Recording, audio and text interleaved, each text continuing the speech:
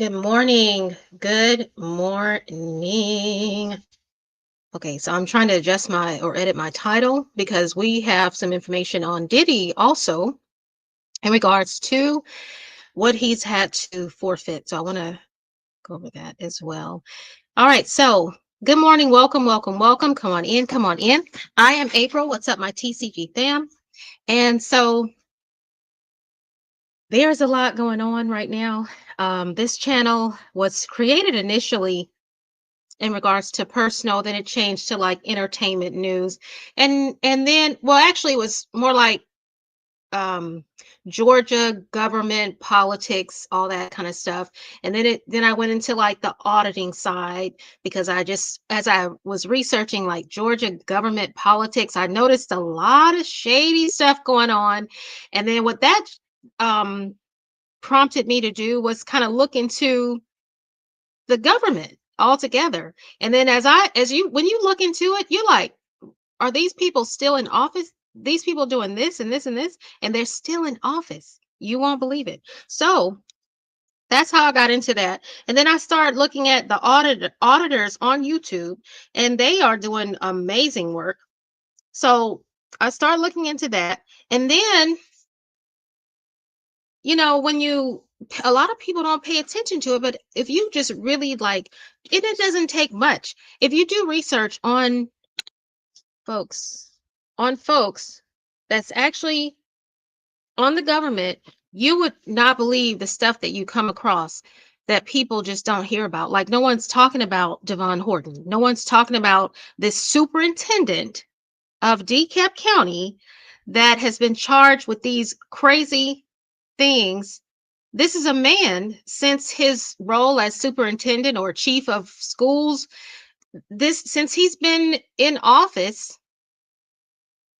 this man, and he's from Illinois. So it seems like all the criminals, they migrate to here to Georgia because they think that we're so stupid to bring them in. And look, we are. So, but yeah, so he's been the sad part is that he's been overlooking schools in our communities, in the like impoverished, right? Impoverished communities. And this man was charged with stealing. I'm going to say stealing now. I'm not using the legal terms like wire fraud and all that stuff, but this man was charged with stealing funds from that's supposed to go into the school system, which we know how the communities in the school systems, in the impoverished school systems, we need every dollar counts, every dime counts, right? But this man was taking money allegedly from the school system to put in his pocket, along with his friends and his siblings. That's what it says. That's what the indictment says. So we're going to go into the actual indictment and read on what he's been charged with, the details of that. But now also, before we do that, there's some information in regards to Diddy. So I don't know if any, he's been sentenced, of course, right? So everybody's just moving on without the news of Diddy because we're finished. The trial is over, whatever. Which he does have a chance to appeal, and I think they give him 14 days. But so he's also had to forfeit property. So it doesn't end there at the sentencing. He has had to forfeit property, which nobody knows about. So what we want to do is we're going to go into what in the world. Y'all remember when Young Thug was when Young Thug was when the hearing, his trial was going on, and they brought into the courtroom all of the evidence that the APD had collected, and it, like, just reading over, or even afterwards, the stuff that he's trying to get back, because they were judged to give his stuff back, but which Fannie's trying to fight that because they probably spent that money, because it's corrupt Fannie, corrupt Georgia anyway. So it's just neat to read down that list of stuff that he had, all the stuff that they took. So I want to see if it's, what is Diddy having to give up?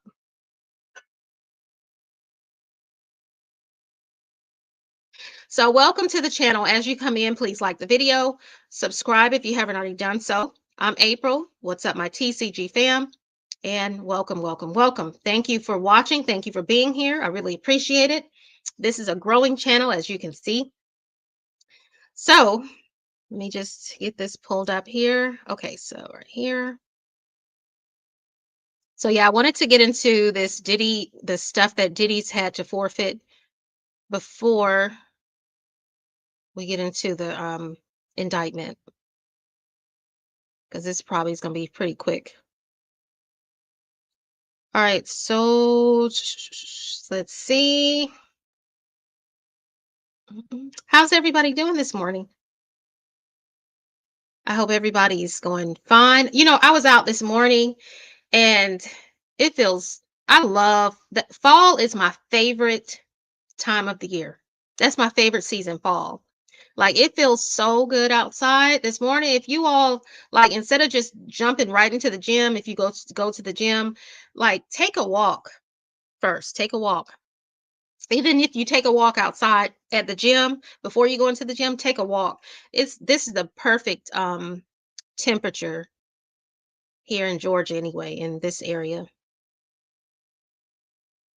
All right, so let's see.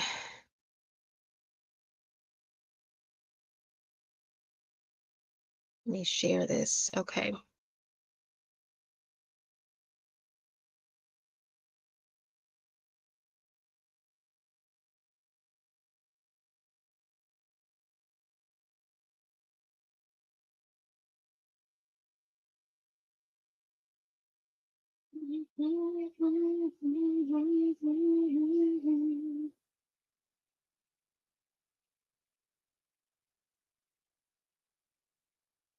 See, make sure that everybody can see what I'm saying. Okay. All right, so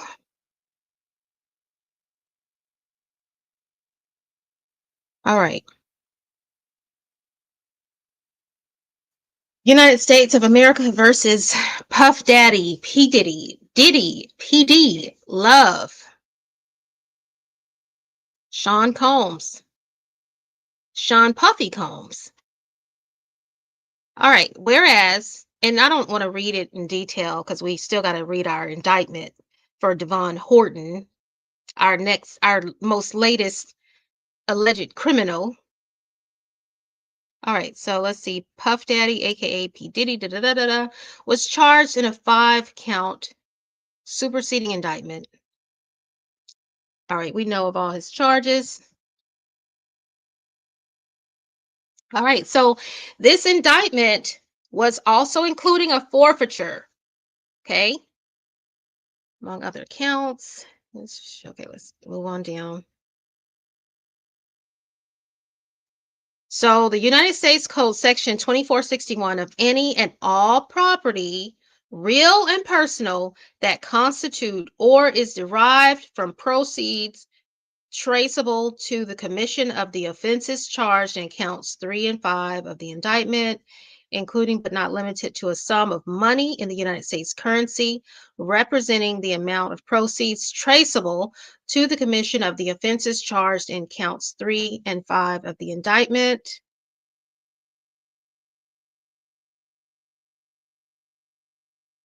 Which, of course, those were the counts that he was found guilty of, 3 and 5. So it says the defendant consents to the forfeiture of all his right, title, and interest in the following seized property set forth in Exhibit A attached hereto and incorporated by reference herein. All right, let's see.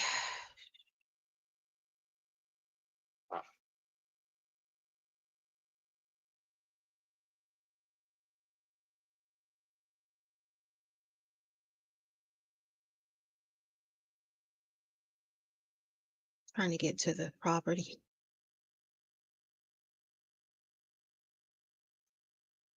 Okay, let's see.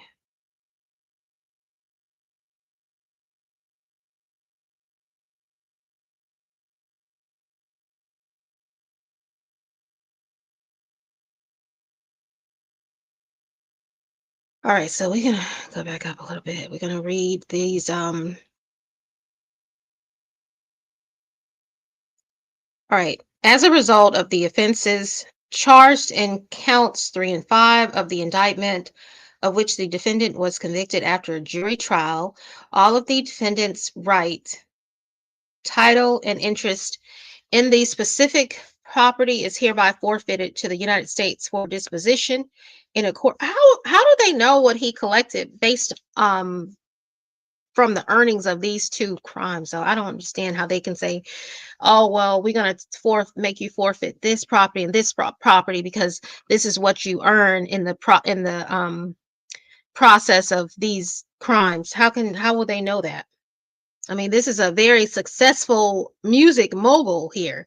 So they can't say, well, it's not like he was only doing count 3 and 5. This is a music mogul. So how do they know what he earned from these little bitty things? Because these are little compared to what Puffy's proceeds are. This is a very successful music industry mogul. So how in the world are they going to have him forfeit based on 3 and 5 when most of his property and money came from the other, not these little 3 and 5 counts? That was his personal little fund. So I don't understand what they're going to have him forfeit. But it's corrupt government, so they're going to have him forfeit all that they can, anything that they can get, knowing that this man, mm-mm.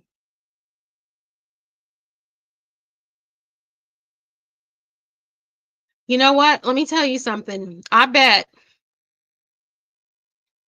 right now Puffy is like, or probably even before the trial, he was probably like, dang. You know that saying, it's cheaper to keep her? I bet Puffy was like, dang, I should have just paid her. We should have signed a contract. I'll pay you $1 million a year. Yep, he should have just said that because Puffy, Candy, Cassie, she has really messed him up. I mean, he messed himself up, but if you're gonna do a crime, do some dirty with another party, you have to be prepared to take that party and pay them forever. Period. Unless you just want stuff to get out. Because that relationship, that would have been cheaper to keep her, for real. That would have been cheaper to keep her. So anyway, let's get back to the indictment. I mean, not the indictment, but the forfeit.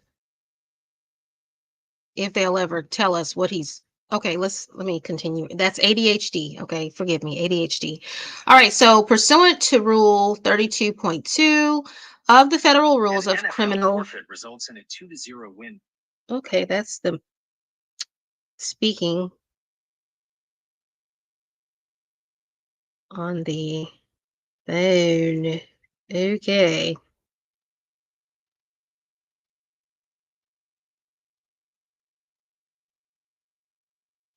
All right, so let's see. 3, upon entry of this consent preliminary order of forfeiture as to specific property, the United States Customs and Border Protection and its designee to Office of Fines, Penalties, and Forfeiture is hereby authorized to take possession of the specific property and hold such property in its secure custody and control. Pursuant to Title 21, United States Code Section 853, blah, blah, blah, of the supplemental rules for certain admiralty and maritime claims and asset forfeiture actions, the United States is permitted to publish forfeiture notices on the government internet site. Okay.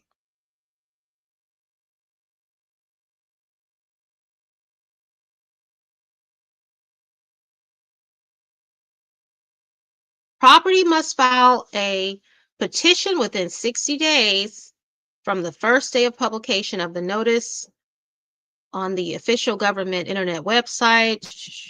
Publish notice. All right, let me just get through this here,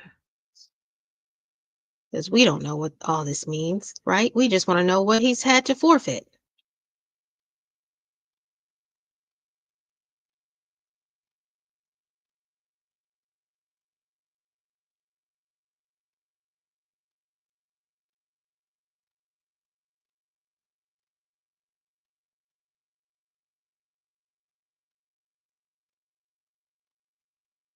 Okay, did we miss the property? I think we missed it because I don't see no property. Oh, here it is. Okay. All right, here we go. Goodness gracious. All right, so Exhibit A, 4 Seagate hard drive seized from 200 South Mapleton, Los Angeles, California, 90024, on or about March 25th, 2024. Purple iPhone seized from 200 South Mapleton, Los Angeles, California, 90024, on or about March 25th, 2024. Let's see if we can find that. Let's look it up on. Let me tell you what I used to do when I used to work for this company where we used Google Maps. Whenever I would talk to a customer that had like horrible attitudes or even just interesting people, I would go into the Google Map and I would get their aerial view of their home. I would type in their address. I wouldn't disclose it or nothing like that, but I just would type in the address just to look and see how they were living.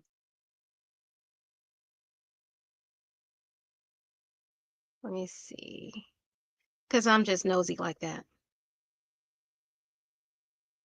Mapleton Drive.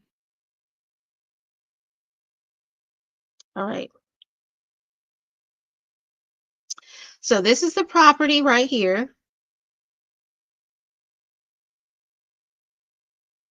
There it is, 200 South Mapleton Drive. Let me make sure y'all can see this. Well,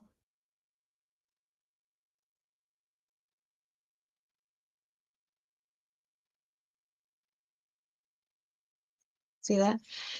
All right, let me zoom in. There's the whole property right there. See that?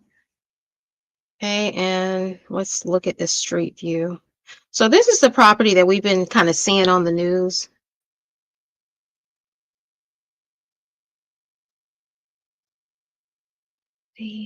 Yeah, we've been seeing like, so this is the entrance right there.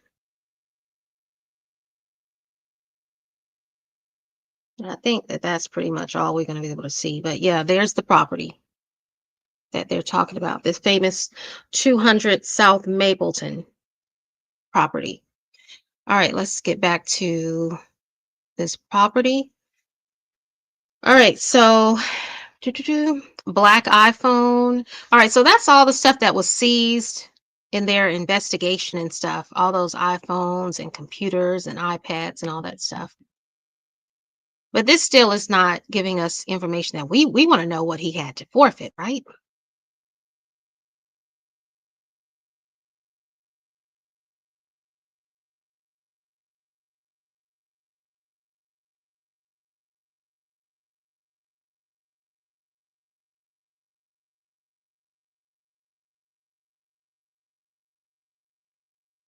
Y'all see how we're on number 29, and you see how many iPhones and hard drives. I wonder how many of these phones belong to Puffy. Like, how many phones does a person need? If you're a music mogul now, if you're a music mogul and then you got this other stuff going, how many phones? I wonder. All right, but they probably took everybody's phones, maids, staff that worked for on the property, who knows?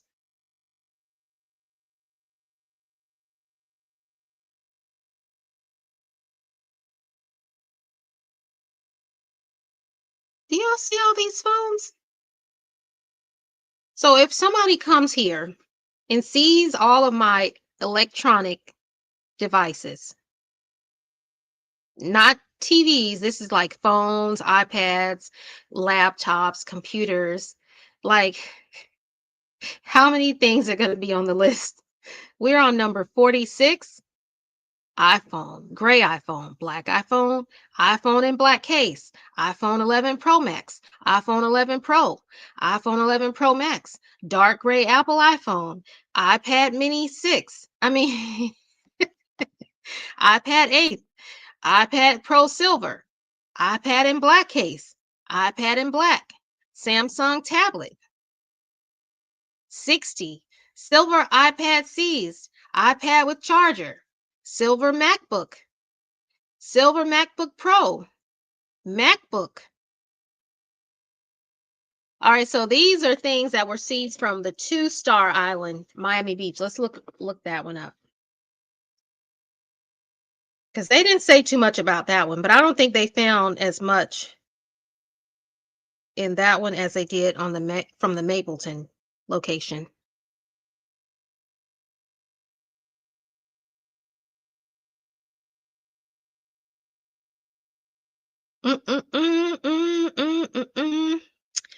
So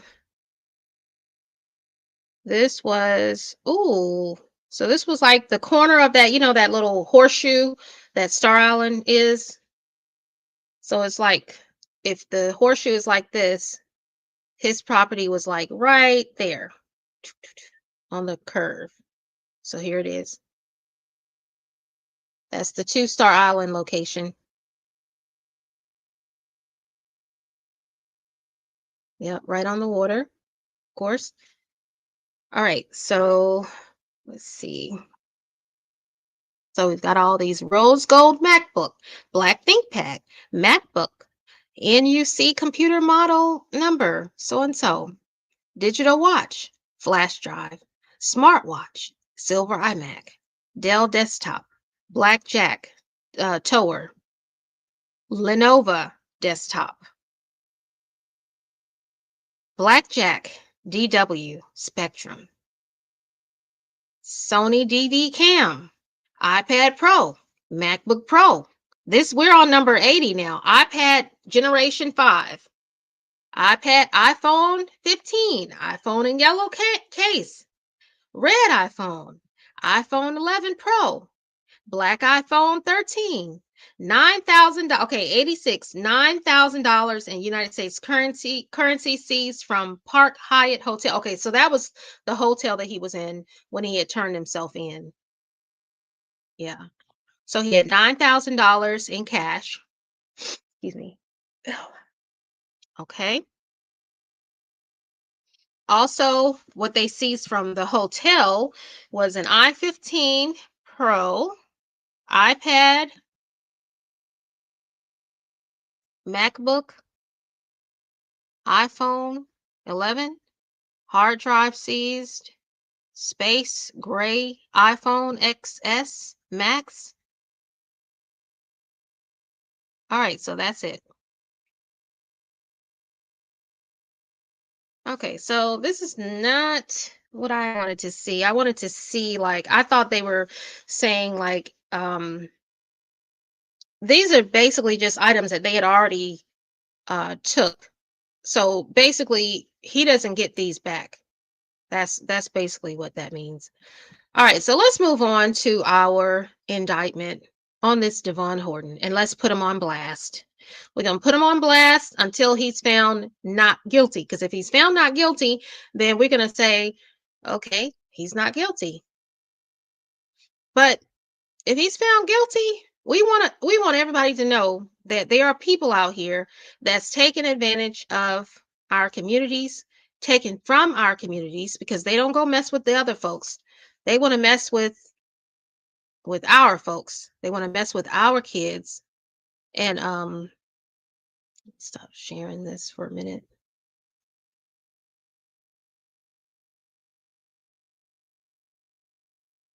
So yeah, they want to mess with our communities. And indictment.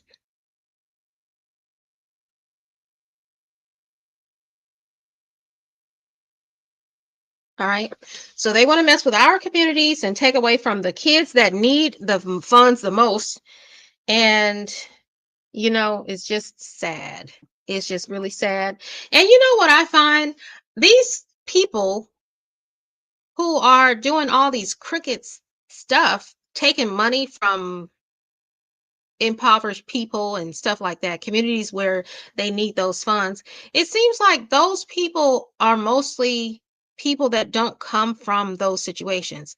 Because I don't know about anybody else, but where I grew up and how I grew up, like we went to those a little of nothing went a long way. Okay, because we didn't have much. Okay, very humble beginnings over here, but yeah, we didn't have much. So even if I became a criminal in my later years, I cannot see myself taking from the very community in which I came from. Well, like I know how important it is for those kids to have those funds in those schools. They don't have, even with fundraising, they don't, those kids, some communities don't get much money. So for people to come into those communities, especially, and take from those school systems, is just sad. And it seems like it's the people who kind of grew up, who can't relate to it, if you know what I'm saying. They can't relate to it, and they come and they get these positions, and they don't care, they don't have any heart for these, you know what I'm saying? So it's like we got to really do our research. And the sad thing about DeKalb County is that these folks knew of his charges. From what I heard, they knew of these charges, and they still hired him as superintendent of that school system. Now, I don't know if anybody knows, but that's another school system. I hope that it's not found that he allegedly did the same thing with that school system, because we need those funds. So even if it's just a little, even if it's a little bit, goes a long way in certain communities. I'm gonna tell you something. Um, yeah, okay. And then, especially being right there, you don't even have to say, "Dang, I know how important these funds are to this system. They can do a lot with these funds." I'm not gonna do that. Not just that, but then also when you're in the presence and you're seeing these kids, you're visiting schools, superintendents, they go speak at functions, they are right there seeing these kids, and you see that these kids, you see what kind of kids they are, you see the environments, so you know how important it is for these funds to be put into these school systems. You know what I'm saying? You got kids walking. They in certain it's supposed to be the law of school system. It's supposed to be like you're supposed to have a sidewalk on every school street where children are walking. It's just you're supposed to have a sidewalk. If it's not there, it's supposed to be built when a school is built. Well, they in certain communities, they cannot afford that. So you as superintendent, you see these things, these kids having to dangerously walk on the side of the street with cars going by, traffic. You see that these kids are having to pile up on buses because there's only so much funds. You see that the band for these schools, because they only have so much funds, they're using instruments that are broken, because they can't afford to buy new instruments. You see the uniforms of these the debate team, or the jackets, because these kids can't afford the jacket, whatever. And you see the transportation for these different events, or the books, even the books. You can't send the kids, each and every kid, like we used to when we were growing up. We had books assigned to us for the whole year. We could take the book home, we could do our homework, we could study, we could do whatever, and we had a book bag full of books. Now, no. Well, in this community right here, in this county, they actually have the books stay in class. I'm not kidding. the children, and I think you have to have like recently I found out that you can, as a parent, you can sign up, you have to go to the school and sign out a book if you think your child needs some help and you want them to bring the book home, but they don't even let the kids take the books home. Now imagine US history, imagine science, imagine math. Like, I don't know about you, but I was a kid. I was the type of kid that needed that extra help. I needed that help to go home and, you can focus, it's quiet. You're not looking at your friend over here. It's just a different environment when you're studying at home versus inside the school. Because that teacher has what, an hour, 15 minutes to review the lesson plan for that day. And sometimes, it's so much of a distraction going on in class. How can you think that every kid is getting all that they need to get on that lesson in that classroom with all the distraction that's going on? So for them to say to not let these kids take the books home is just crazy. And that's because of funds, lack of funds. They cannot afford to buy more books. You know what I'm saying? I bet in some places they probably sharing books in the classroom. They probably don't even some places. I remember this one situation where this class were not even using books. The teacher would actually print off from her teacher's planning book. She would print off worksheets.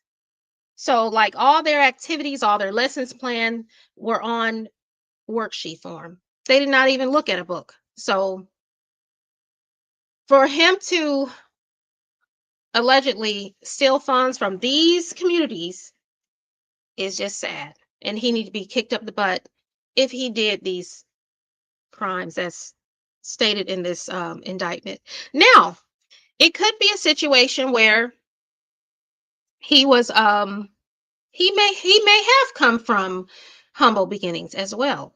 And then he gets into these, because how they say when you make it out of the situation, like, you can't take everybody with you. You know what I'm saying? When you succeed, you can't take everybody with you. You know how they say God, once you get through the door that God opens for you, it wasn't meant for everybody to walk through that door with you, right? And that's true. You got to learn to that, some not everybody is meant to have that blessing that you have. So if he is from humble beginnings and he knows of the struggle, and he gets into this position of being superintendent of the school system, right? This is his chance to say, okay, I'm going to make sure that these kids don't have to go through what I went through, right? That's his chance, right? So it could be that he chose to carry these slackers with him and carry them over. And then they're like, dang, I didn't know that y'all school system get that much money from the government. We need to get on some of that. And then he's like, okay, instead of saying, man, how are you even gonna approach me to take from these kids? Don't even insult me like that. I wouldn't even want to be your friend if you came to me like that, trying to take money from my kids. Are you for real? But no, some people are weak minded, and the devil just has a way of doing stuff. And he could have been like, okay, that's a good idea, and I can make a little money too. Like, come on. It could be that where he carried his little slacking friends over, and they said, hey, I'm gonna do an LLC and we're gonna make some money, and you're gonna do this, and we're gonna split it this way. You know what I'm saying? I wonder how much money, because I don't know if it names it. Let's see if it named how much money. Because I think they said an average superintendent salary starts at 150,000. That's an average superintendent salary, which is not very much for a superintendent. But you accept that salary.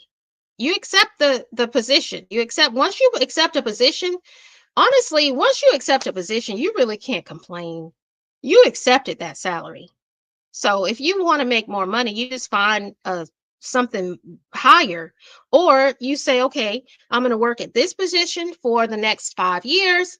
And then after 5 years, if I haven't moved up and started to make more money, then I'm going to find something else. That's all. You don't sit there and say, I'm going to steal from the kids. And remember, everything that I say on this channel in regards to these criminal indictments and stuff, this is all alleged until proven in a court of law. This is alleged. These are charges. All right, so this gentleman is DEVON HORTON. Let's take a picture and pull it up so everybody will know, because like I said, we're putting these people on blast because nobody's talking about it. And this is a superintendent of DeKalb County who, as of yesterday, not yesterday, the day before yesterday, day before yesterday, we got word that he resigned, because at first he was saying, oh, I can't wait to the court hearing. I can't wait to have my day in court. But now he's resigned. He's resigned from the position. Now, to me, when a person resigns, it's saying, okay, I'm guilty, or the people or your people think you're guilty, and they like, look, you're gonna have to resign. You giving us a bad name.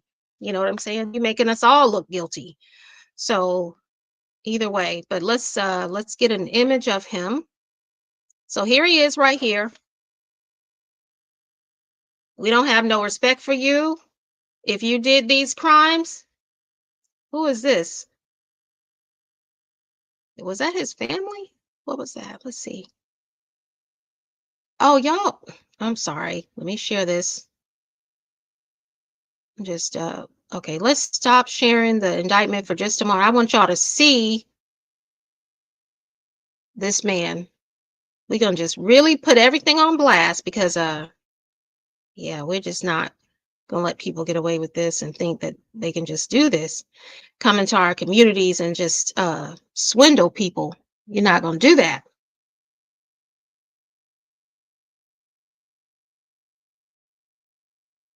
All right, so okay, so this is him right here. That's DEVON HORTON.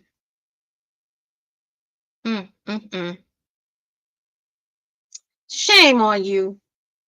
And I don't know. It's just something about the picture. I don't know if it's because of my passionate feelings about just hearing about somebody taken away from the poor school systems. Like, but I'm looking at this dude, I'm like, this man makes me sick. Like, he just has a face of just, ooh. You know what I'm saying? Just makes me sick. And I know I wouldn't have these feelings if it wasn't for these charges. It's just these charges. I'm just disgusted with the sight of this picture. Look at him. Ooh, you make me sick. You're gonna come into our school system and take our kids' money, allegedly. Let's check this out. Is this his family? This is his family with your fat self. Look at him, all fat. Little, and you look like you're really short too. So he's short and fat, probably. And we're not going to talk about anybody else because we just don't talk about stuff like that. But yeah, we're going to talk about him because he deserves it. We're going to put him on blast. Look at him. Shame on you. Shame on you, taken from our kids. DEVON HORTON. You got that week for a little bit of money. You got that week, allegedly. And look at his hairline. Yeah. So now if he's found guilty, we really gonna get him. But right now we're gonna take it, we're gonna be light. We're gonna be light on him right now because these are charges. So we don't want to go in too hard. Let's not go in too hard. But right now, but if he's found guilty, oh, we're gonna get you, DEVON. And his name could be pronounced Devon or DEVON. I don't know. Let's see what else. And you know what? If you look at his lips, they're kind of black. Looks like either he's a smoker. What kind of smoker is he, I wonder? Does he smoke cigarettes or something else? Does he have some kind of weird habits that he was trying to finance and he didn't want his wife to know?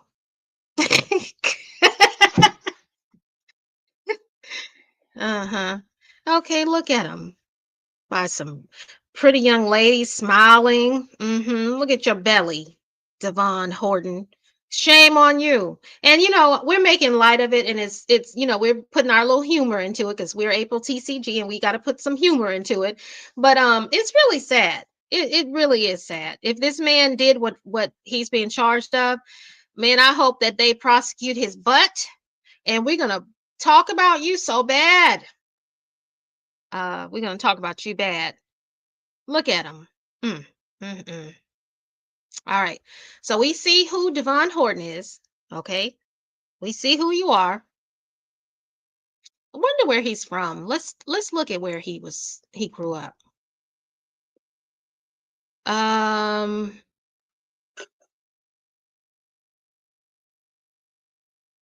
let's see.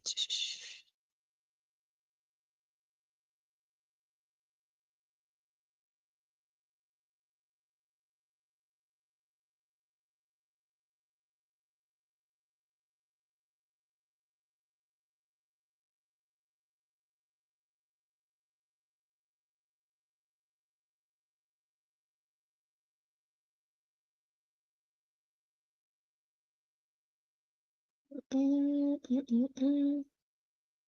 Wow. This was the school district, excuse me, the charges are stemming from when he was superintendent of Evanston Skokie School District 65, which is a pre-kindergarten through 8th grade school district. Y'all, those babies need those funds in those schools. All right, so let's see. I'm trying to see where this dude is from.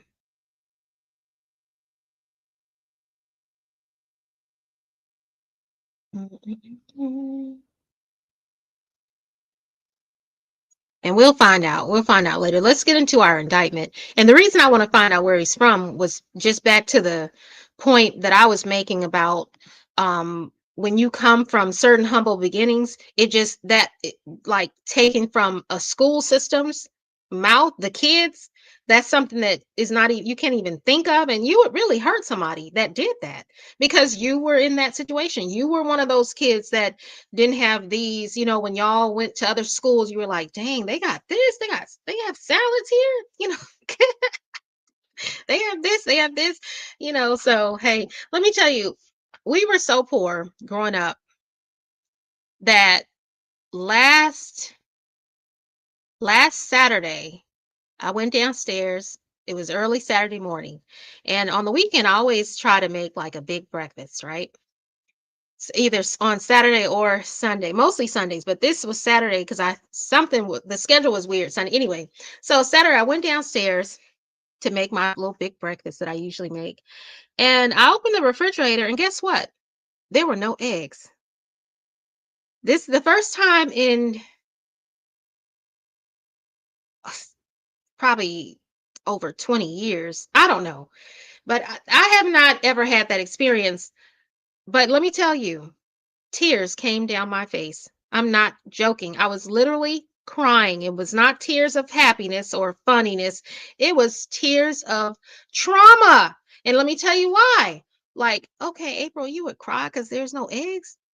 I'm going to tell you why. Because when I looked in that refrigerator and I didn't see any eggs, which I DoorDash some eggs. I did. I DoorDash eggs Saturday.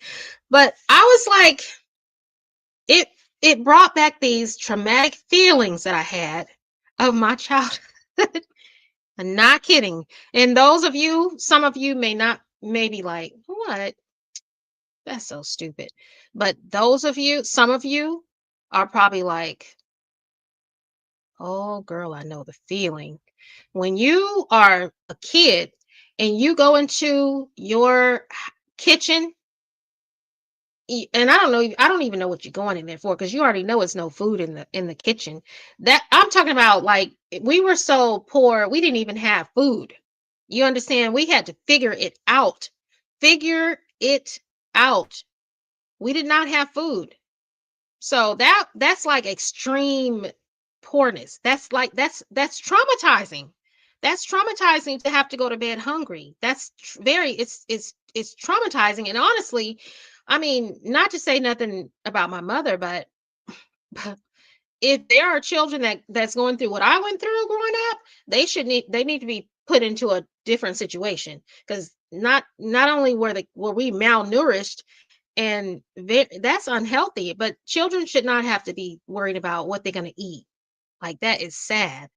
So, and if this man came from humble beginnings like that, which I doubted he did, then I don't think he would have done what he's being accused of doing, because you just can't find yourself taken from. If anything, when you grow up in those kind of situations, the situations that I grew up in, like, when you get to a certain age, you want to give as much as you can, because you already know what those kids. I'm gonna tell you what I did. I ordered all these shoes, and I do this every year. I order all these shoes, and I'm talking about nice sneakers, like, when you live in a family that's poor like that, and you got four other siblings, your mom is not going to be able to buy these kind of, certain kind of shoes for all of you, right? So y'all just either wearing the same shoes from last year, or who knows what you're wearing, or hand me down, whatever you're wearing.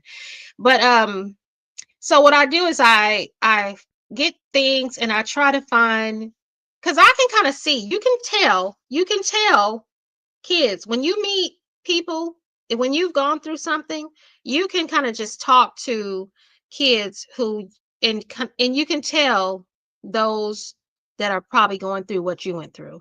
You can just tell. And I'm not talking about, because there's people in certain areas where they have just as much as the next person somehow. But then you got those kids whose probably single mom is doing the right thing. She's not doing illegal stuff. And she's not a hustler. She don't really know about, like, my mom did not know anything about hustling. She did not know anything about um ride or die for the kids. She just wasn't that type of person. So we just had to struggle. She was trying to, we just struggle. But so I can kind of tell real kids that are deserving of the stuff that I try to have to give. So I try to give it. I just give stuff to kids, and that just makes me feel so much better about, because they, it's just traumatizing growing up without certain things. Growing up with, and I'm not talking about the latest brands. I'm talking about just food, just plain food. I'm talking about toothpaste. I'm talking about deodorant. I'm talking about cover. I'm talking about towels to dry yourself when you shower. I'm talking about rags to wash yourself. I'm talking about shoot. That's the traumatizing type of poorness I'm talking about. Okay, so when you're in these poor communities, there are kids that's going through that. So before you sit there and try to do some illegal stuff and take from those kids, that's what you got to think about. Who are you taking from? And if you just have to be ill, and you just a hustler, and you want to be slick like that because that's what you think is going to get you to the next level in life, whatever, go to where it's not going to matter. Those kids is not going to miss that. Go somewhere else. Anyway, let's get to our indictment.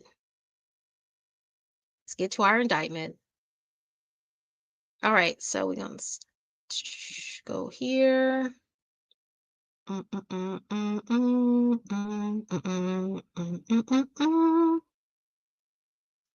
right, so here we go. So this is the indictment. Now, this indictment is the United States of America versus Devon Horton, Antonio Ross, Samuel Ross, and Alfonso Lewis. And I think Alfonso Lewis is his sibling, his brother. All right, so the special April 2024 grand jury charges at times material to this indictment relevant entities and individuals. Evanston Skokie School District 65 was a public school district and unit of local government governed by the District 65 Board of Education and located in the Northern District of Illinois. Within each 12-month period during calendar years 2022 and 2023, District 65. Now, keep in mind, he just resigned a few days ago from DeKalb County. This occurred allegedly 2022 to 2023. He was charged 2024. So this when he was charged. So I wonder how it came about that he was he fired from the Evanston school district, and then he migrated down here to Atlanta because he's like, oh, well, the criminals, we can be comfortable down there because everybody's, I mean, I think that's what they think. Because if you notice, the people that come here and do the stupid stuff, the crime, it's usually people that's not true Georgians. It's usually the people, the people that's migrated here because they think that this is a safe haven for their dirty work because they hear these scam land and all this stuff. You know what I'm saying? I think that they think they can do the dirty work here. Or they think that we just so stupid, Southerners slow. Oh, they're so stupid. We can do anything. We can get over on them. I don't know. But it's going to come out. If he's done some stuff within DeKalb County, it's going to come out. We're going to find out. All right, look, it says within each 12-month period during calendar years 2022 and 2023, District 65 received benefits in excess of $10,000 under federal programs involving grants, contracts, subsidies, and other forms of federal assistance. Now, this is what I'm saying. If this was this little money that he was doing this for, then he's just stupid. That's not even criminal. That's just stupid. If you do it, and that's why I say you can't bring everybody with you when you get to a certain place, because only the low-minded people would steal this little few thousands of dollars from anything. You gonna risk your life for a few $1,000s? So only low-minded people who don't understand how easy it is to go out there and work for those kind of funds, like, there's no way. It's got to be more to it. Let's keep reading. District 65 contracted with certain vendor companies to provide professional services that supported the district operations and initiatives. So that's just like if I have, if I'm, I work for the Board of Education, or if I'm a contractor.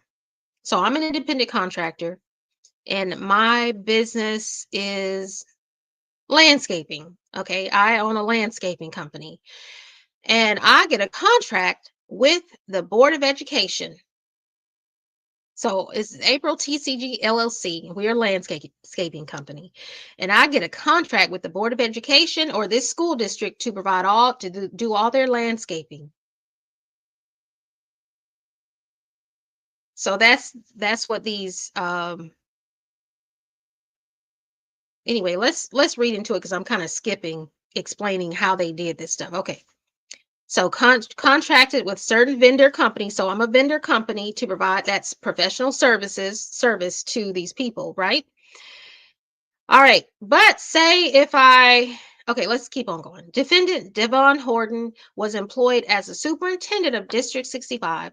Horton's duties as superintendent, including, among other things, management and supervision of the day-to-day operations of the district, review and approval of proposals from vendor companies that sought to provide professional services to the district, execution of the district's contracts with vendor companies that provided professional services to the district, and review and approval of invoices vendor companies submitted for professional services that were provided to the district. As District 65's superintendent, Horton was an agent of District 65 and owed a duty of honest services to District 65. So I'm pretty sure, based on the amount of money, I'm pretty sure that these were just him. He probably did the slacker thing. He probably just carried on people through the door that wasn't supposed to be through that door with him. And here they find out, oh, what? You approved the contracts? man, let me go start me an LLC. And what you're going to do is you're going to employ us saying that we're providing this kind of service, probably made up some service that don't even exist. And, you know, that's probably what happened. So they can get some money and they say, hey, we'll give you this, you hook us up like this. That's what I'm thinking. Horton owned Altering the Education Expectation LLC. So that was his LLC, Altering the Education Expectation LLC, a company organized in the state of Illinois and based in Evanston, Illinois. Between in or around June 2020 and in or around June 2023, Horton was a resident of the Northern District of Illinois.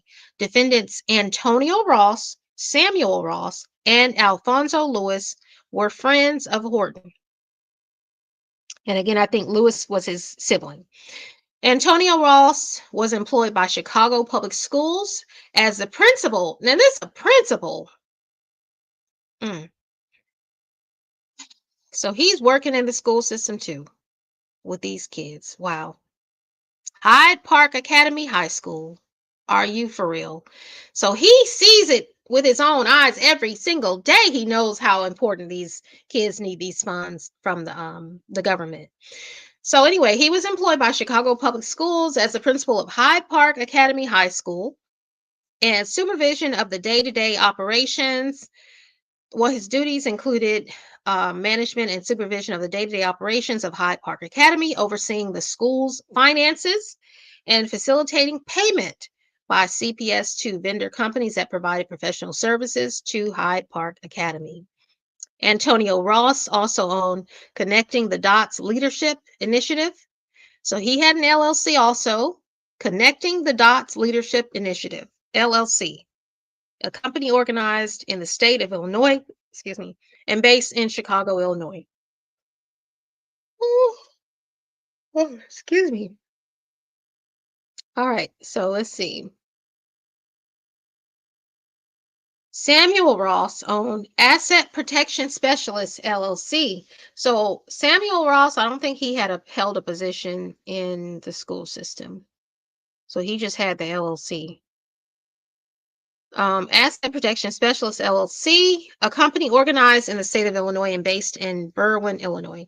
Lewis was employed by CPS, that's Chicago Public Schools, as the athletic director of Hyde Park Academy.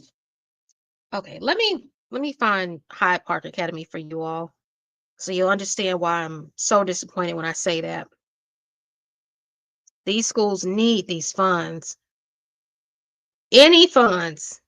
A little goes a long way in certain school districts. I'm telling you, when you're a poor school district, little goes a long way.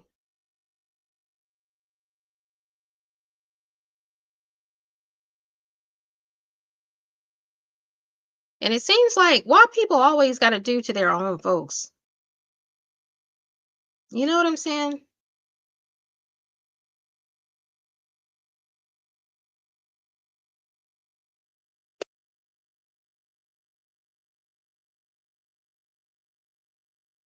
Look, that's a picture online of Hyde Park Academy kids. You see that? What do y'all see?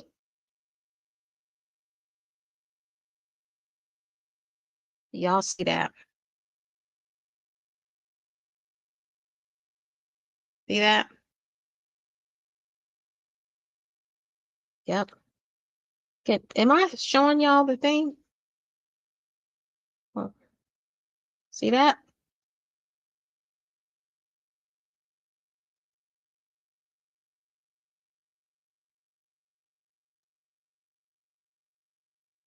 You see all these black kids.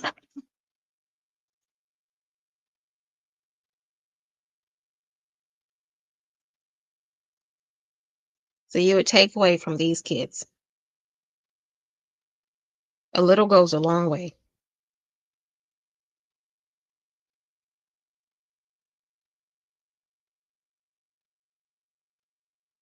Little goes a long way. All right, so let's see. I'm gonna look something else up.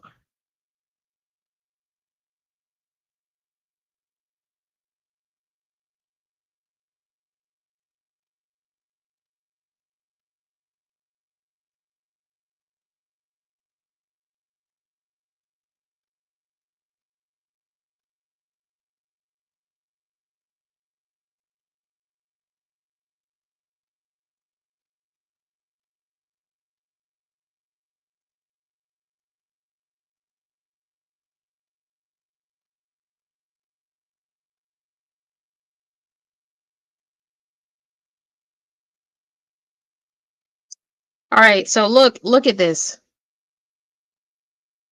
Hyde Park Academy High School is performing below average compared to public and charter schools in Illinois with the same grade levels. This school is rated 1 of 10.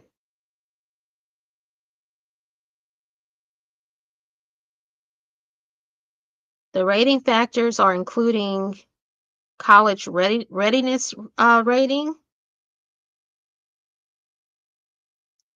The school outperforms 8% of similar schools in Illinois.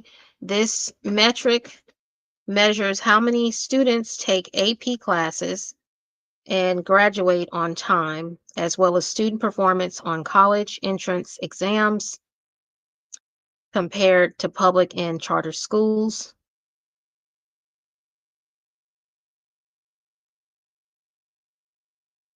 What's the graduation rate? So you see what I'm saying? A little goes a long way.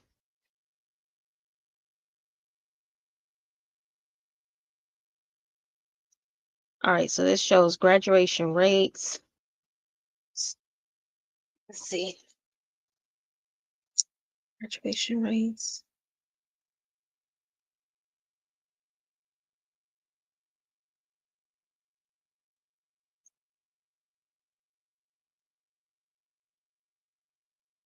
And this school has a problem with discipline and attendance, suspension,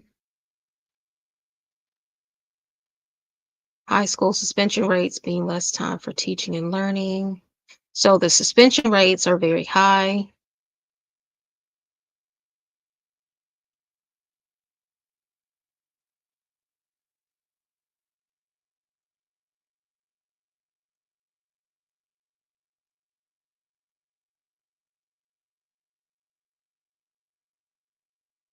This thing says low-income students.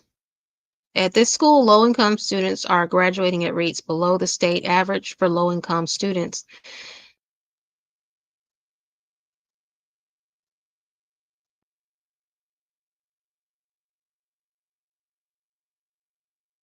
So 68% of this school is low-income students.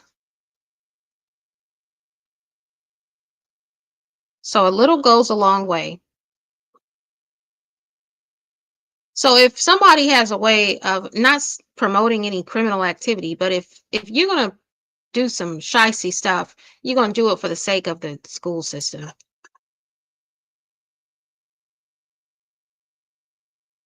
Because honest, if you do some shady stuff and you walk away with some money in your pocket, and you're able to go face that school system each day and look at these kids that need these funds in their school system, you seeing the letters coming on your desk with teachers and staff members saying, look, we need funds for this, we need funds for this, the kids don't have this, whatever. And then also school supplies. These teachers in these school systems, in the low-income school systems, a lot of them have to purchase their own school supplies, and teachers don't get free school supplies. Teachers, they get a discount at certain places for the school supplies, but that's coming out of their own pocket. So come on, that's crazy. This a little goes a long way in these school systems. So it's not about the amount of money that these people are being charged with taking. It's about what did you take and where did you take it from? That's what it is. For me, that's what it is. Lewis was employed by CPS, but Chicago Public Schools, is the athletic director of Hyde Park Academy. Lewis also owned New Flight 35 Sports and Academic Academy, LLC. So that was his LLC. So he owned that was Lewis's LLC. Okay. A company organized in the state of Illinois, and based in Chicago. All right, so individual A. Oh, okay. So individual A was Horton's sibling. Individual B was District 65 employee and Horton's executive assistant. So everybody went down with him. Individual C was, oh, and by the way, I said this the other day. If you are working for someone and you know that they're doing some grimy stuff, y'all don't stay there, because y'all can go down with them. You can go down right with them. Individual C was a District 65 employee and is the purchasing agent for District 65. All right, so let's see. All right, let's see here. Let me skip over a little bit. Every district purchase and contract would support a recognized district function or purpose, as well as provide good quality products and services at a reasonable cost. All right. No District 65 employee was allowed to act as an agent of the district for the purpose of acquiring profit and personal gain. No District 65 employee was allowed to solicit or accept anything of monetary value from contractors, potential contractors, or parties to agreements with District 65. The superintendent of District 65 was required to annually file a statement of economic interest form with the Cook County clerk, which would disclose, among other things, certain income received during the preceding calendar year, as well as the nature and source of such income. Any official that filed a statement of economic interest form was required to verify that the information in the filing was true, correct, and complete. The District 65 board received written notification in advance of board meetings of any contract between the district and a vendor company that provided professional services to the district if the total value of the contract exceeded $25,000. All right, so here we go. This is what they did. This is what they allegedly did.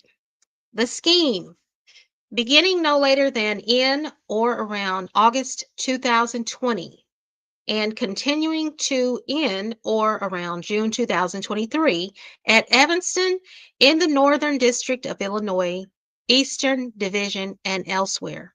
DEVON Horton, Antonio Ross, Samuel Ross, and Alfonso Lewis, defendants herein, as well as others known and unknown to the grand jury, that's in individual A, individual B, knowingly devised, intended to devise, and participated in a scheme to defraud District 65 of money and property by means of materially false and fraudulent pretenses, representations, and promises, and of the intangible right to the honest services of Horton through kickbacks, as further described below. This is so crooked. These folks so crooked. And some people be doing stuff right in front of your face.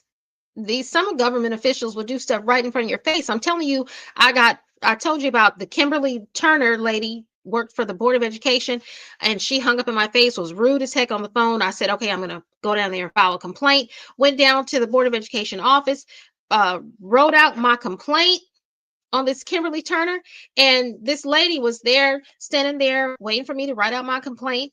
I said, okay. Guess who she was? She was Kimberly Turner. Kimberly Turner took her own complaint, okay? Not her boss, not a supervisor. No, she took her own complaint. So I was like, okay, this lady can go up there and throw that joker in the trash. And sure enough, I think that's what she did, allegedly, because when I months later filed a public records request to get the complaint, a copy of all complaints for the past year, anonymously, they said they couldn't find any complaints. So the lady did not even do anything with the complaint. Now that's illegal. And I even contacted an attorney about that. And they were like, well, yeah, we can file suit. I'm like, I'm not going to spend some money to file suit because somebody is corrupt and took a complaint and threw it away because she thought she could do that. But I did put her on blast. I did put it on blast. I wrote it on that Board of Education sites. I'm telling you, I'm that type. I'm that type. So you got to put people on blast, y'all. When y'all have a situation with any government official that you pay taxes to these entities, and you have a problem that is not right, or you're being treated unfairly, or somebody's being rude, or whatever, just say, don't argue with folks. Say, may I have your name? And go file a complaint. Complaints go a long way, but make sure that when you're given the complaint, if they say, okay, I'm the person that's taking the complaint from, no, that's not the law. The law is you're supposed to, somebody of authority, and I don't know if that's a law, but that's the proper procedure. Somebody of authority figure over that person, even if they're the boss. In the government, when you work for there's always someone higher. So you give it to the that higher person so that they can properly file that complaint, because complaints go a long way with the government officials. So make sure you file your complaints. Hurt them where it hurts, in the pockets. Hurt them where it hurts, in the pockets. All right, so it was part of the scheme that Horton, Antonio Ross, Samuel Ross, and Lewis made materially false and fraudulent representations to make it falsely appear that Horton had no personal and economic interest in and was not associated with certain individuals and entities that Horton, in his capacity as District 65 Superintendent, selected and caused to be selected for the award of professional service contracts. These false and fraudulent representations were made for the purpose of concealing that Horton was receiving kickbacks from Antonio Ross, Samuel Ross, and Lewis, and their associated entities with which Horton selected and caused to be selected for the award of professional service contracts, and for whom Horton approved and caused the approval of invoices that those individuals and entities submitted to District 65. It was further part of the scheme that Horton, Antonio Ross, Samuel Ross, and Lewis formed and caused the formation of companies, namely Connecting the Dots, Asset Protection, New Flight 35, collectively the companies, and apply as vendor companies for professional services. I wonder what the services were that they were contracted to provide. Contracts with District 65, and through the use of companies, concealed and disguised the fact that portions of payment that District 65 made to the companies would be kicked back to Horton. It was further part of the scheme that Horton, Antonio Ross, Samuel Ross, and Lewis submitted and caused to be submitted false and fraudulent documents to District 65 to obtain professional service contracts and money from District 65. It was further part of the scheme that Horton, Antonio Ross, Samuel Ross, and Lewis prepared and submitted and caused to be prepared and submitted to District 65 proposals, contracts, and invoices on behalf of the companies in which they made false representations to conceal the personal and economic interest of Horton in the proceeds of the company's contracts with District 65.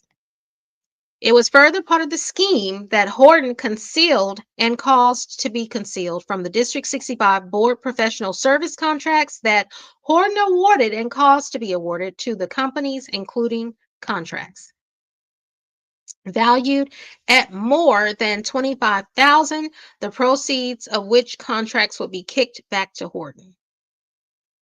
More than $25,000. So it was not just a little bit of money, like I was thinking. It was further part of the scheme that Horton concealed and caused to be concealed from the District 65 board and other District 65 employees. So probably, this is what I'm thinking now, just reading so far.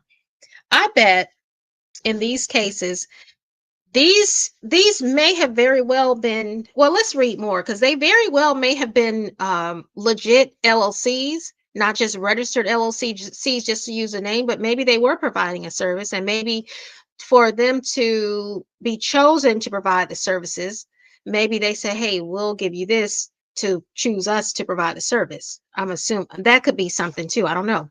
It was further part of the scheme that Horton concealed and caused to be concealed from District 65 board and other District 65 employees his relationship with Antonio Ross, Samuel Ross, and Lewis in order to conceal that he had a personal and economic interest in the contracts he had awarded in the companies.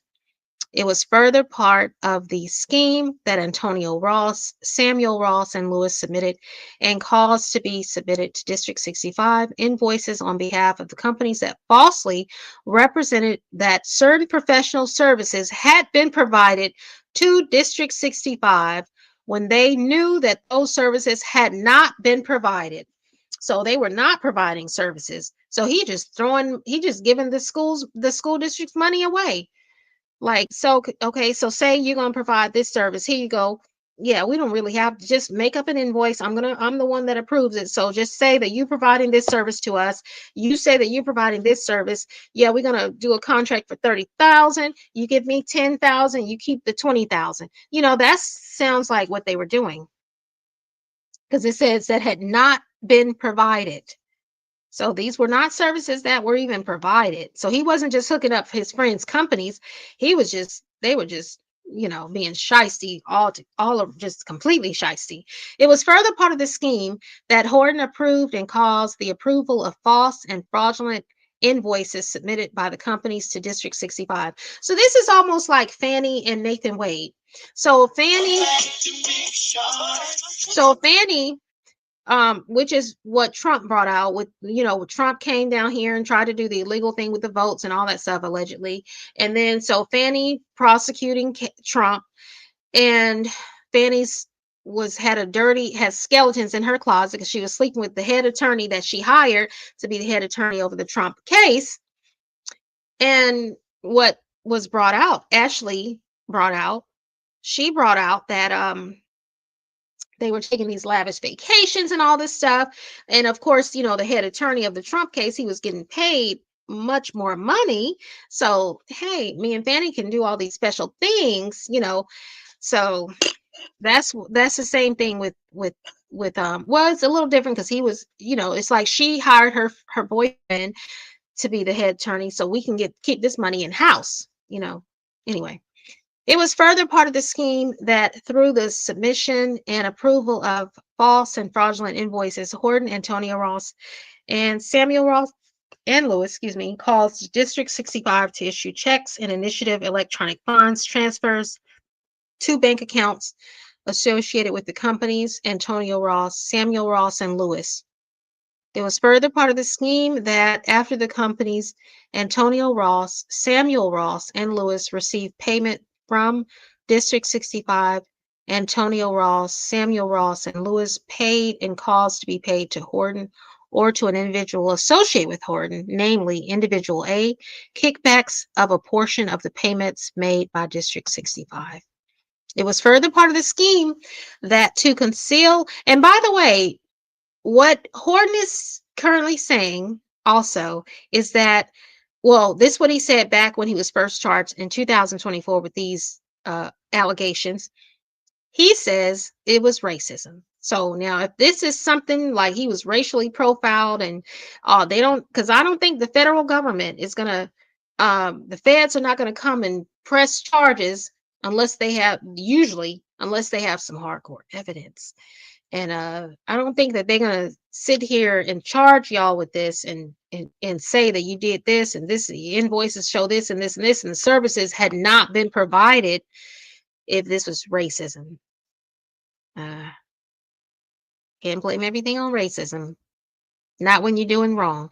You know what? If you're doing wrong, you can't use the racism card. If you're doing the right thing, now that's different. But if you're doing wrong, you can't just throw a racism card in it. You can't do it. You can't do it. You can't do it. You can't do it.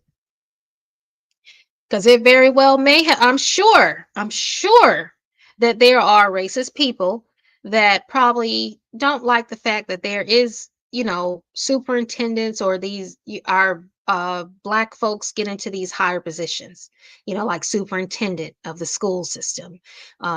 These are prestigious positions. So I'm sure that there are racist people that are upset. They don't want to see the black face in these positions, of course. But when you're doing the wrong stuff, Fanny, when you're doing the wrong stuff, you are giving them reason to hurt your reputation. You're just opening the door. It's just like when you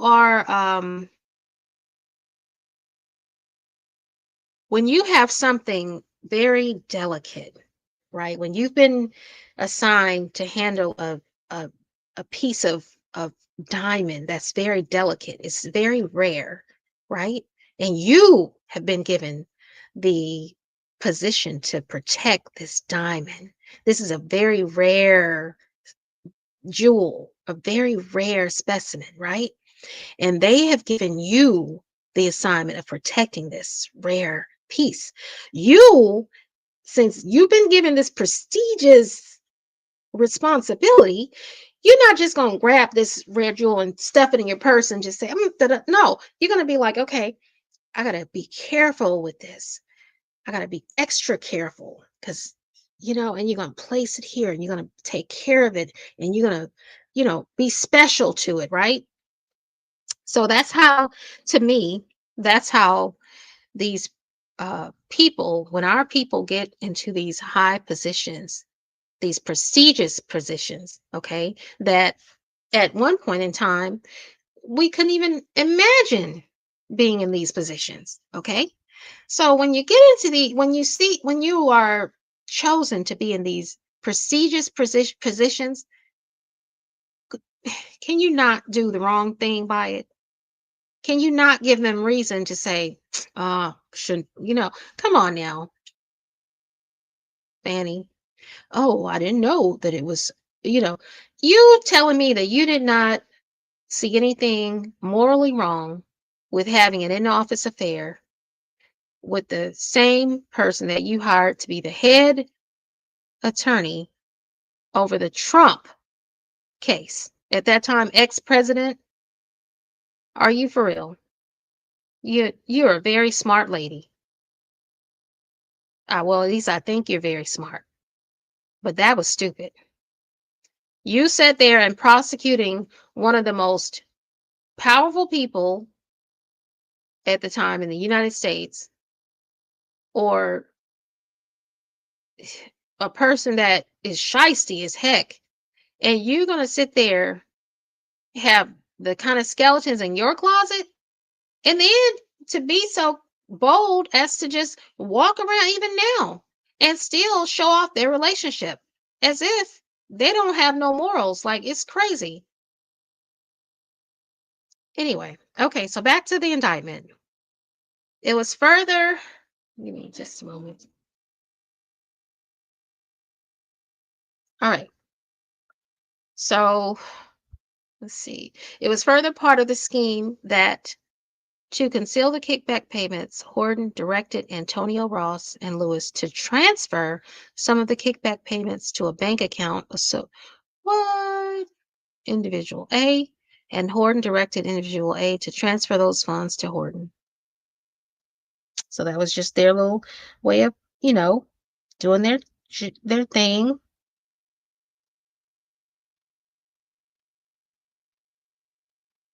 All right. It was further part of the scheme that Horton falsely omitted the income that he received from Antonio Ross and Samuel Ross on the statement of economic interest form he filed for calendar year 2022 in order to conceal and disguise the existence, source, and purpose of the kickback payments that he received from Antonio Ross and Samuel Ross.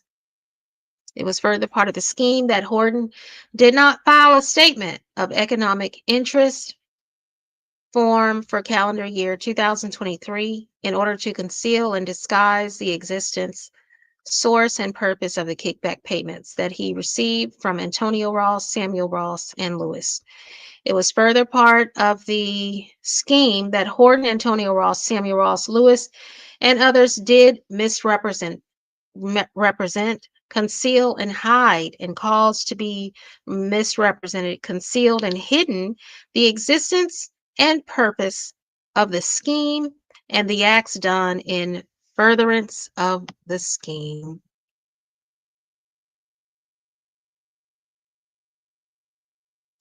It was further part of the scheme that between approximately October 2021 and May of 2023, Horton, in his capacity as District 65 and Superintendent, selected and caused the selection of connecting the dots for the award of a professional service contract, contract amendment, and contract extension with District 65 in the total amount.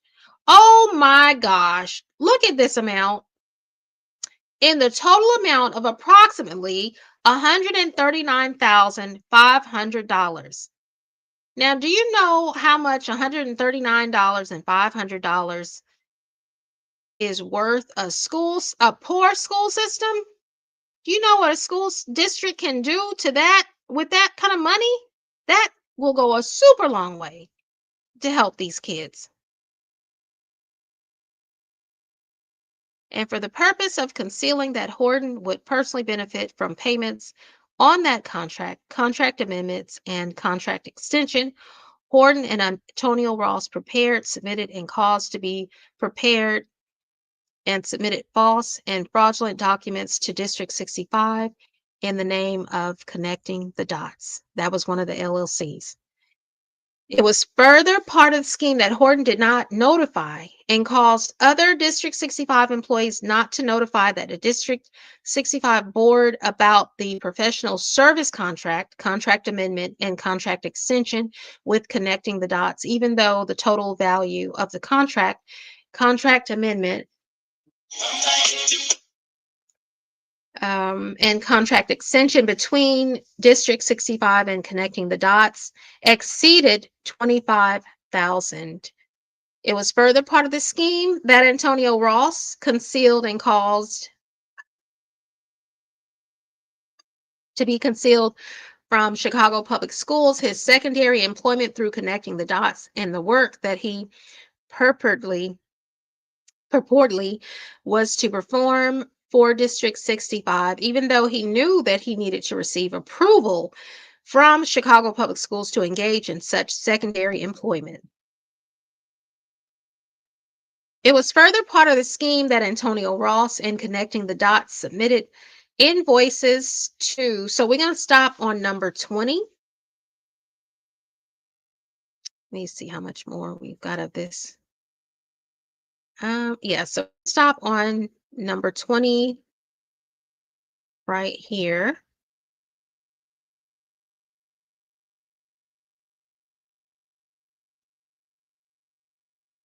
Yeah, we're going to stop right here on this indictment. So yeah, this is DEVON Horton. Let's pull this picture back up so we'll know who we're talking about.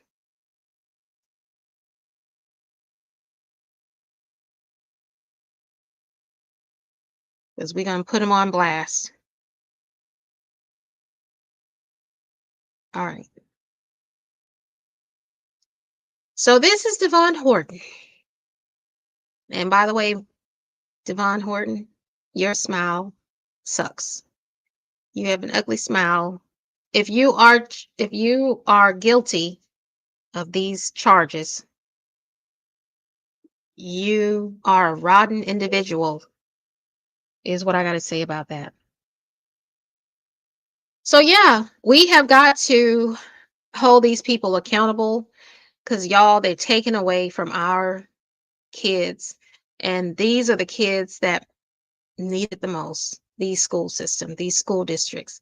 So, you know, when we talk about black on black crime, this is what I mean by it. This is the worst crime. the worst kind of black on black crime.